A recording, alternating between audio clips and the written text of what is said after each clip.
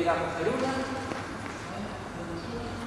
venimos atrás, y la metemos en nuestro casillero. Ahí, ¿vale?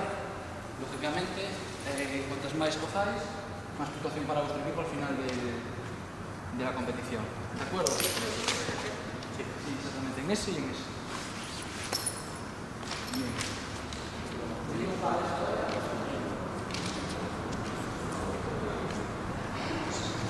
Esta es una tarea orientada a fútbol, ¿de acuerdo? El corto que tenéis marcado aquí, ¿vale? Se trata de multisalto, que no es tú. En valla, corta, ¿vale? Ahí, pasamos por debajo. Y lo único que tenemos que hacer aquí es un golpe de precisión, meter por derecha para cortar. ¿De acuerdo? Venimos por el balón, hayamos conseguido el cambio, ¿no?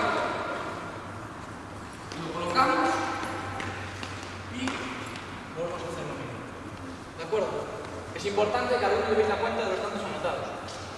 ¿De acuerdo? Siguiente posición. Partimos aquí de las líneas. Trabajo orientado más a nuestra ventana hasta la mano. Y reiniciamos el trabajo otra vez. ¿De acuerdo? ¿De acuerdo? Y estamos aquí, sobre la línea, y se trata de hacer un zigzag o slalom, como más rápido sea, ¿vale? El slalom es así, el zigzag es lateral.